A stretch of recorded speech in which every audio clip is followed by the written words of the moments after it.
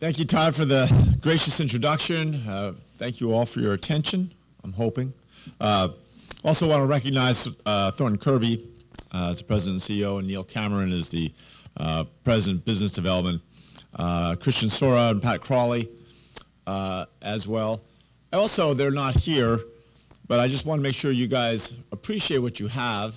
Mayor Steve Benjamin, for those of you who don't know him, is one of the most gifted mayors in the country, and I know something about that. My third year as mayor of Denver, somehow Time Magazine ranked me as one of the top 5 big city mayors in the country, and Steve Benjamin is about as good as they get, and so next time you see him, you should thank him, because he could certainly be making a bunch more money doing other things. In the same way, Representative Jim Clyburn is one of the best legislators, and especially when it comes to health care and looking at some of the challenges South Carolina faces. I think he is probably doesn't get appreciated as much as, I know from our experience in Colorado, oftentimes people who have been in office for a while are overlooked when it comes to appreciation. It's a great treat to be here in South Carolina. Last night when I first arrived, my first stop was the River Rat Brewery. As a formal brewer myself, I'm convinced that at some point I know there are health benefits in that combination of barley, yeast, and hops. Someday we'll find that.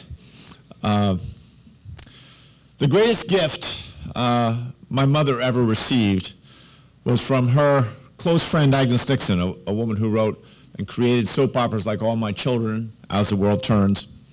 My father had had several operations for intestinal cancer, and given the limited antibiotics at the time, he had a variety of infections that racked his body. Each night he would wake up in a cold sweat, and my mother would gently roll him back and forth as she tried to put a clean sheet under him. One day Agnes Dixon was over to visit, having coffee, and she noticed my mother doing laundry. And my mother explained the situation, and the next day a linen truck appeared at our front door and continued to deliver fresh sheets for the final 6 months of my father's life. That's my mother's greatest gift. I learned at 7 that pain and suffering affect the family as well as the patient, and that some basic health care should be a right and not a privilege. In 1973, when I was in college, I helped a friend, Mark Maselli, start one of the first federally qualified community health centers in Middletown, Connecticut. A few years later, in 1978, I actually wrote a letter to the editor. By this time, I was in graduate school. But the editor of the Middletown Press, where I argued the same thing, that health care is a basic human right. The experience of helping start what is now one of the largest community health center networks in the country cemented my belief that government has a responsibility to ensure that every American has a medical home. Not just catastrophic coverage, but a doctor who knows them and is invested in their family's health and at a sliding scale price that they can afford. Once I finally finished graduate school, and yes, I was in school for a long time. I'm dyslexic, so it was a hard slog.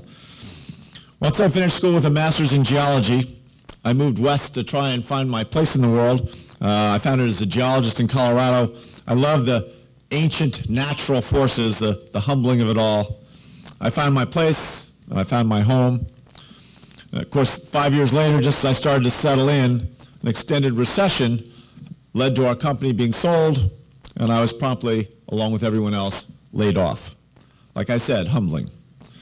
Tens of thousands of geologists lost their jobs at the same time. In essence, for 6 or 7 years, an entire industry disappeared. I was out of work for almost 2 years, and I can tell you after about 6 or 8 months without work, you begin to see a different person in the mirror. You begin to lack some of the confidence you've been used to your whole life, and you begin to doubt yourself. I felt the helplessness that comes when you lose not just a job, but the security that comes with it, like health care.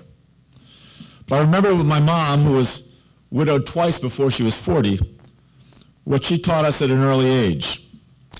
You can't control what life throws at you, but you can control whether it makes you better or worse, stronger or weaker. So what I did what Americans do best. I reinvented myself. Stephen Colbert once said that if everybody followed their first dreams in life, the world would be ruled by cowboys and princesses. I opened a brew pub in an abandoned warehouse in a forgotten part of a Denver neighborhood. The rent was $1 per square foot per year. It was the first brew pub in the Rocky Mountains.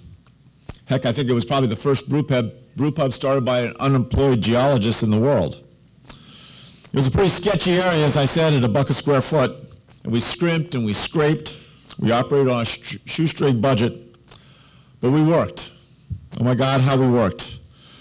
We went on to open brew pubs across the country, and that business experience taught me that universal health care coverage is not in any sense anti-business.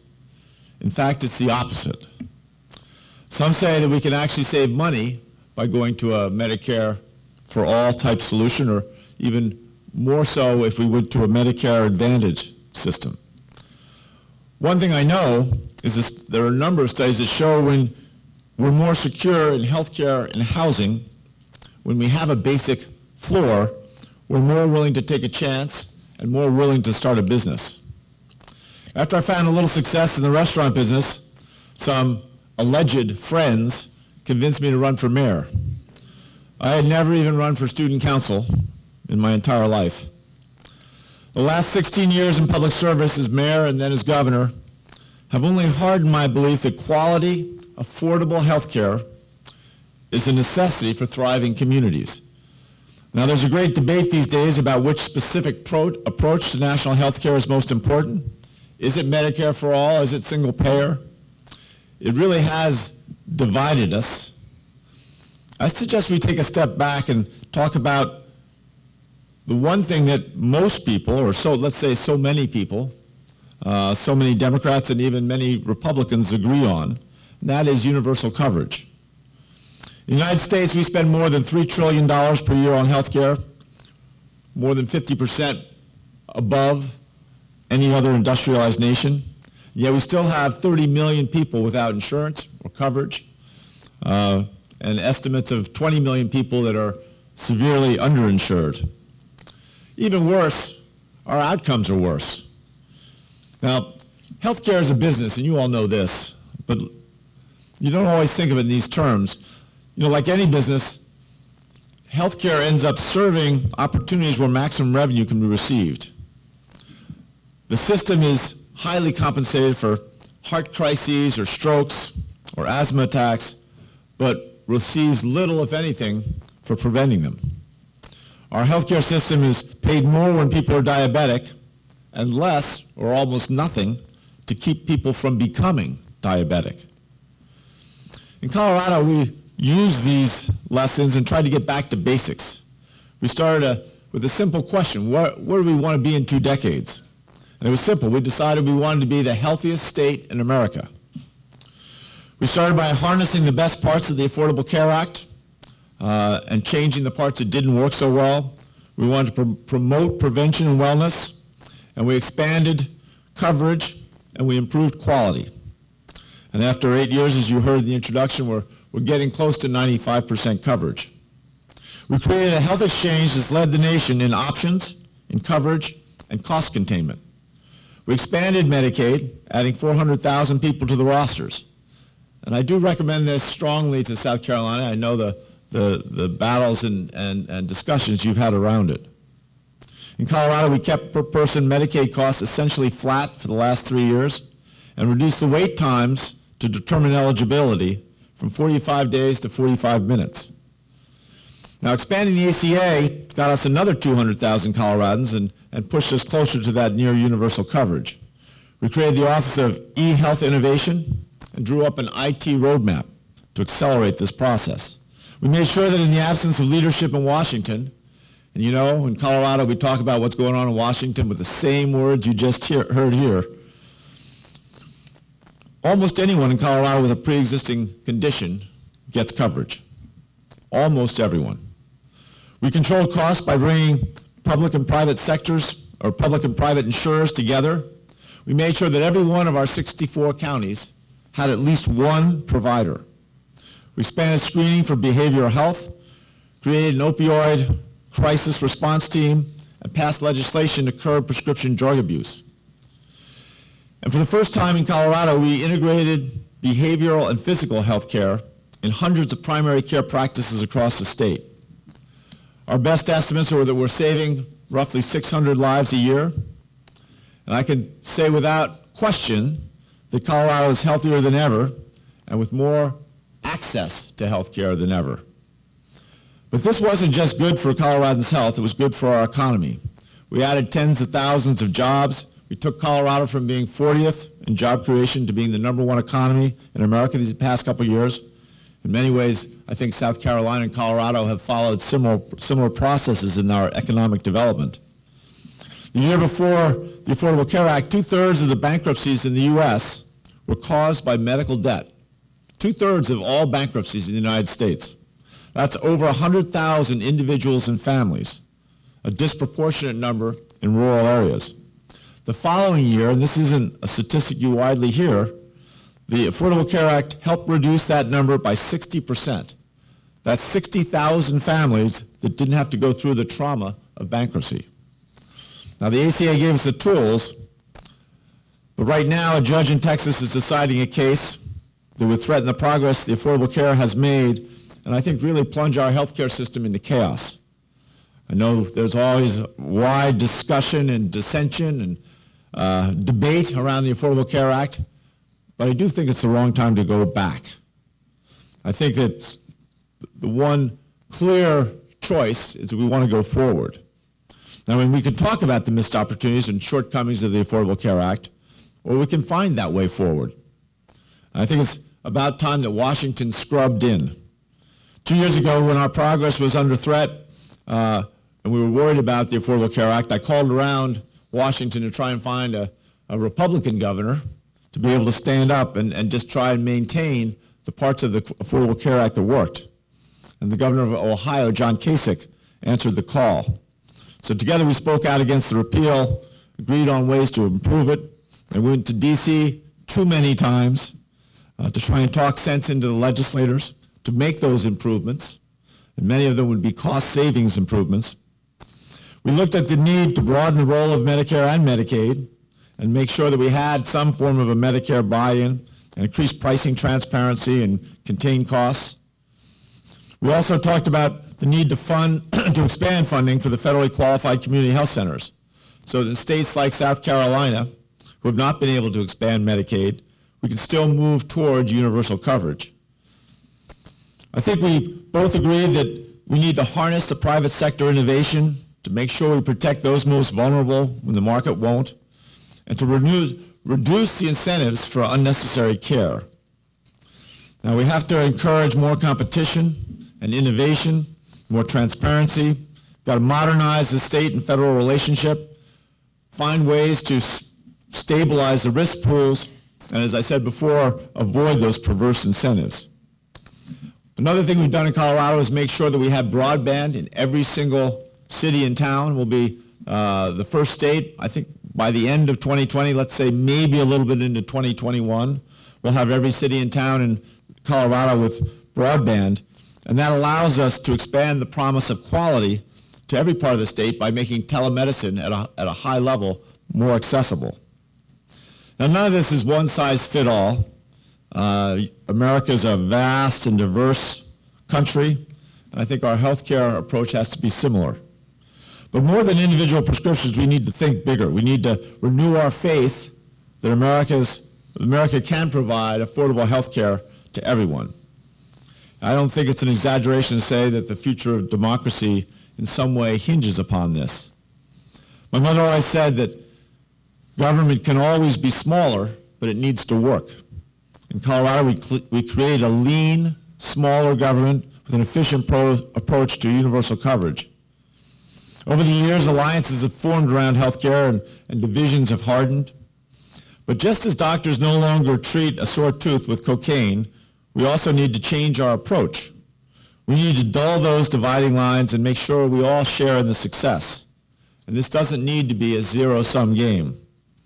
We all have our own stories of loved ones who couldn't get the care that was available because too many people in government do view it as a privilege and not a right. That's how we rebuild and remake. With that as our starting point, those stories. We listen to each other's stories, we empathize, and build from our stories of heartbreak and loss when healthcare was deemed a privilege to a vision of the future where everyone has a shot. You know, many people have come to me and said, well, that's going to be too expensive, we'll never get to that mythical goal of universal coverage. But I always refer back to the story when I first ran for mayor, and I was stuck at 3% or 4% in the polls, and I carried this clipping from the Denver Post about a professor of public speaking at the University of Wyoming, up in Laramie, Wyoming, talking about the importance of using opposites to create emotion when you speak. If you're going to talk about the worst of times, talk about the best of times. If you're going to talk about the agony, talk about the ecstasy. And she turned to her class and said, for example, what's the opposite of despair? The kid raised her hand and goes, joy? She goes, exactly. You want people to feel despair, use joy in the same sentence. Then she asked her class, what's the opposite of woe? And the kid way in the back goes, giddy up. And as I think you all know, and I certainly learned in the restaurant business and have really learned in government, when things aren't going well, the opposite of woe is to giddy up, right? That's when you have to work harder. So hopefully the work you're doing here is going to help take South Carolina to that same place where Colorado is getting close, that place where we can make sure that every single person in this country has some basic form of health care coverage. Thank you.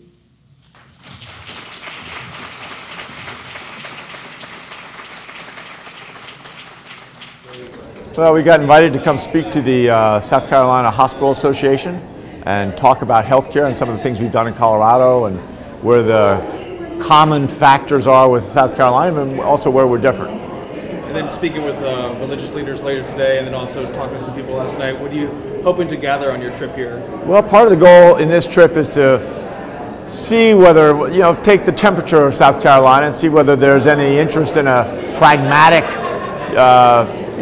problem solver, somebody who's about finding solutions as a possible candidate from 2020. And what's the take so far? What's the temperature been like? Well, we had a pretty big crowd last night at the River Rat Brewery, so whenever you see a crowd and they're interested in politics and they're really fired up, it makes you think that there's something positive in the future. You talked about some of the successes in Colorado with expanding Medicaid. What do you say to leaders in South Carolina who have refused to expand Medicaid repeatedly? Where do you find middle ground there? Well, I don't think it's my job to criticize the leaders of every state, and there are alternative ways. I think the community health centers can get you part of the way, but ultimately, I feel like South Carolina is being treated unfairly by the federal government because all these other states, when they expand Medicaid, they end up, the federal government pays 90% of it. So the cost of the state is relatively small, and the economic benefits are without question dramatic. In other words, the number of jobs that are created, the overall economic impact of all that money coming into your state, it's powerful. Your employees have less time lost. Your entrepreneurs feel greater freedom to start businesses because there's a better workforce out there. The benefits magnify once you actually put the system in place.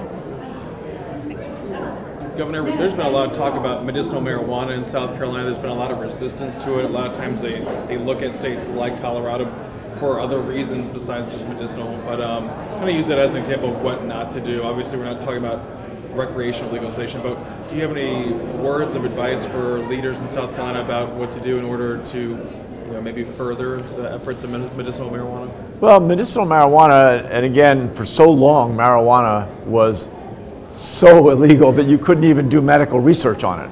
But in certain countries like Israel, they've been doing a lot of medical research, and it's beginning to look like there are serious benefits to some of the active ingredients, and they call them cannabinoids. Not necessarily what gets you quote unquote high, but some of these oils for autism, for people that have seizures, different forms of brain cancer. Sometimes these are seem to be the only medication that actually works. So my guess is as more testing is done and there's scientific confirmation that the medicinal properties of marijuana really do have concrete measurable results, I suspect the doctors in South Carolina and everywhere are going to start saying, well, is this really any different than other medications that we use that can have negative side effects as well, but really are useful medicine when used properly? And then when will we know, maybe when you've made a decision on 2020 at this point? You know, this whole process of looking at 2020 has been fascinating to get to go spend time in states like South Carolina, and New Hampshire, and Iowa, and Nevada. I mean, those are 4 states, the first 4 states, and each one couldn't be more different than the other. And the people all share certain qualities, though. They're all interested in politics because they're in that first sequence, and they're really enthusiastic about American democracy. So I love the process. I think we're still 5 or 6, I don't know, 4 or 5, 6 weeks away from making a decision.